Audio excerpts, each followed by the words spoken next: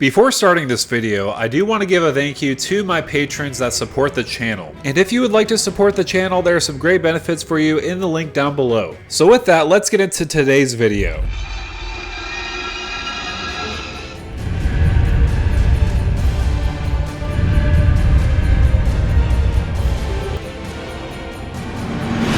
Hey, what's going on YouTube? This is Devin coming back at you with another video today on Pub Stomp MTG. I can't tell you how ecstatic I am to talk about the new Lost Caverns of Ixalan set because dinosaurs are one of my favorite things in the world to talk about, and so let's discuss this new commander. So we do have Pantlaza Sun Favored. This is out of the new pre-constructed deck Velociraptor. I do love the name, by the way, Velociraptor. I think that's just a funny pun. Aside from that, this is a very powerful commander with a very powerful ETB. So for 2 red, green, and a white, whenever it enters the battlefield or another dinosaur enters the battlefield under your control, you discover X, where X is that creature's toughness. Do this only once each turn. So this is absolutely powerful. So this essentially kind of reads like Cascade with Discover. I'll read the official rules text for you just so that you can understand it further. So you exile cards from the top of your library until you exile a non-land card with mana value or less, cast it without paying its mana cost, or put it into your hand. Put the rest on the bottom of your library in a random order. So what's very powerful about this, again, it's very similar to Cascade, where it'll enter the battlefield, you'll get to cast something for free with mana value less. But I will say what I do like about this versus Cascade is the fact that you could just put the card into your hand if you don't want to cast it. Say, for example, you discover and you put a Walking Ballista. You don't want to put it on the battlefield because it'll just die immediately. You can just put it right to your hand, and that's what I find so powerful about this commander. And I feel like this does have some CEDH applications too. So to kind of give you an overview of this video, I first want to talk about some synergies with the commander. What we're trying to do, especially in Naya colors, we don't have access to black or blue, so we are limited as far as that goes. So we're going to go into a little bit of a stacks theme in this deck. Also on top of that, I am going to discuss with you some combos in the deck that will work very well with this commander. So with that out of the way, let's get into this video. So first of all, again, I do want to talk about the game plan of the deck. What are we trying to achieve in this deck so that we could win the game? So first of all, we want to have early game engines, for example, Ragavan Nimble Pilferer, Elvish Mystic, or Mana Dorks like that, and Esper Sentinel. Ragavan could be an early game menace, just stealing the top card of your opponent's library and creating a treasure so that you can ramp ahead into your commander. Elvish Mystic and also cards like that, like Llanowar Elves, are great so that we could ramp into our commander and other spells too. And Esper Sentinel, there's not much that can be said about it. It's such a great card draw engine, especially in white. But what makes these cards so special is the fact that we could use them into card advantage engines even further if we use cards like Toski, Bearer of Secrets, and Oron Frostfang. They both essentially have that same ability. Whenever a creature you control deals combat damage to a player, you draw a card. I'll tell you what, there is a lot of creatures in this deck. In total, there's about 26 creature cards in the deck if you're including the commander. So of course, this is a good aggressive way to reduce our opponent's life totals, and on top of that, draw some cards. We need to make sure that we can catch up to players that are playing cards like Necropotence, Rhystic Study, or Mystic Remora, so these are good ways of doing that, but there's a better way of doing that, and that's using the One Ring. This card has been proven to be quite a powerhouse. A lot of people have been calling it to be banned in multiple formats. And obviously for good reason. It kind of snowballs you into more and more card advantage the longer the game goes on. And typically a lot of people forget about the protection clause when it enters the battlefield. There are some instances where people forget that this is on the battlefield, then they go for a Kiki Jiki combo or a Dual Caster Mage combo where they go in, try to go for the win, and I have protection from everything, so I don't even take damage from it. You will take damage over time with this card, however, that's just a small price to pay, especially when you're drawing so much cards the longer the game goes on. This is probably one of the best cards to draw from.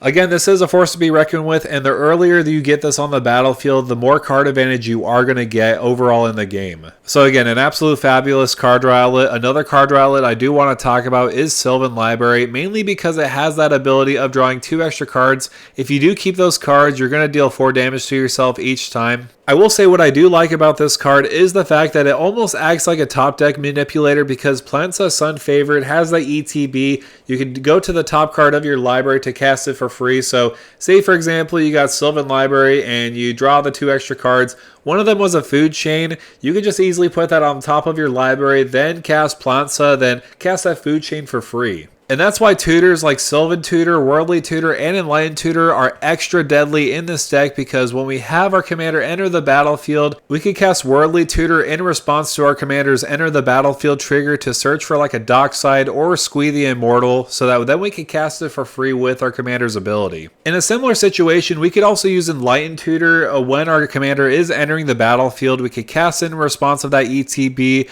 then search up our library for a food chain. Or you could search your library for the One Ring if you do need a card advantage engine early on in the game. Because remember, our casting cost will be based off of our commander's toughness. It'll be mana value 4 or less that we could cast in this deck. Also, what's kind of ironic in this deck, I didn't even plan this, but if you look at the deck list down below, there are no cards with mana value 5 or higher in the deck, so you could basically cast your whole entire deck if you go for a combo, or you could just draw your whole entire deck, because remember, you're either casting it for free or putting it into your hand. So aside from that, I do also want to talk about interaction and stacks, because of course we don't have access to counter spells with blue. I mean, we do have Pyroblast and Red Elemental Blast in red, but white does provide a lot of stacks options. For example, with Drannith Magistrate, this could absolutely crush a lot of opponents, because if they are too commander reliant, kind of like we are, they will be shut down totally. Not only does this shut down your opponent's commanders, this also shuts down their graveyard. For example, they can't cast Brain Freeze from their graveyard if they're using an Underworld Breach line. So in all honesty, I feel like for 2 mana, this is a pretty incredible card. Another great 2 mana value card is Collector Oof. You gotta play this with caution, because of course you do have mana rocks that are artifacts in this deck, and also you do have the One Ring you could potentially shut off. But again, if you are going towards that game plan, if it's in the scenario of a grindy game and your opponents can't play anything because of their artifacts are shut off, you could easily use cards like Oron Frostfang or Toski Bearer Secrets, and if you do have a lot of creatures on the battlefield,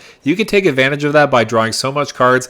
And plus, I will remind you, a lot of our combos are creature combos. So yeah, this may hurt us a little bit in the game, but this will hurt our opponents so much more. I did also want to talk about interaction pieces that could potentially protect us for our win. For example, like Ranger Captain of Eos and Calamity's Wake. These 2 cards will help ensure our opponents don't cast any non-creature spells when we want to go off for the win. Of course, they can play them in response. For example, if they want to counter Calamity's Wake, they can do that. But if they can't counter it, well, good luck trying to win against us. Aside from that, they do also serve another purpose. Ranger Captain of Eos does have that ETB of searching for a creature with mana value 1 or less. So basically, I usually always get an Esper Sentinel with this. I also do feel like Calamity's Wake is a little underutilized, because it could just hose a lot of Underworld Breach decks by exiling all graveyards. So of course, these are great includes in the deck. Another great include that usually sees a lot of play if you are playing white is Silence. So for one, your opponents can't cast any spells this turn, so this is basically better than the previous cards that I mentioned, because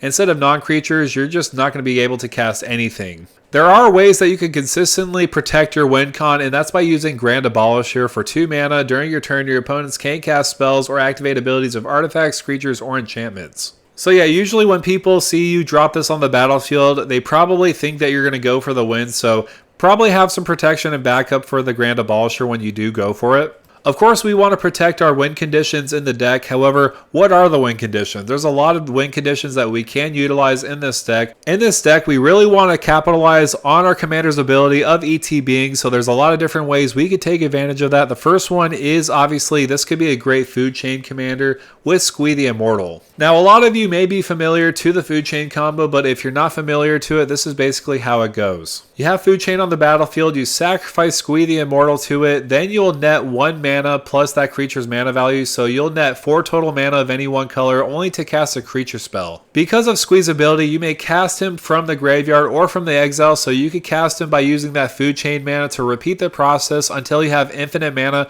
for creatures. Then with all that mana, you could cast your commander. You could then have that ETB resolve of discovering or putting a card into your hand. You exile your commander to food chain to put it back into the command zone, and then you can repeat the process as many times as you'd like until you have your whole entire deck in your hand. And a clean way you could win the game is by using Walking Ballista. You could put all that mana into Walking Ballista and then remove all those counters to blast all your opponents in the face to win the game. In a similar way where we could use our commander's ETB, we could use cards like Emil the Blessed and also Dockside Extortionist. So if you do have both of these cards on the battlefield, you could use Emil the Blessed ability to flicker Dockside As long as Dockside puts 4 more treasures on the battlefield on its ETB, you can constantly flicker them back and forth until you have unlimited treasure. With that, you could cast your commander, and then with its ETB, you could either basically discover, or you could also put a card into your hand, and with all that treasure, you could just constantly flicker it with Emil the Blessed's ability. So you could either put all the cards into your hand, have all that mana to dump it into a Walking Ballista for the win, or another way you could win is using your commander's ability when it enters the battlefield back and forth. You could cast all the creatures from your library to the battlefield, and with that, you could dump all that treasure into a Finale of Devastation for however much you'd like, and then you could give all your creatures haste and give them +X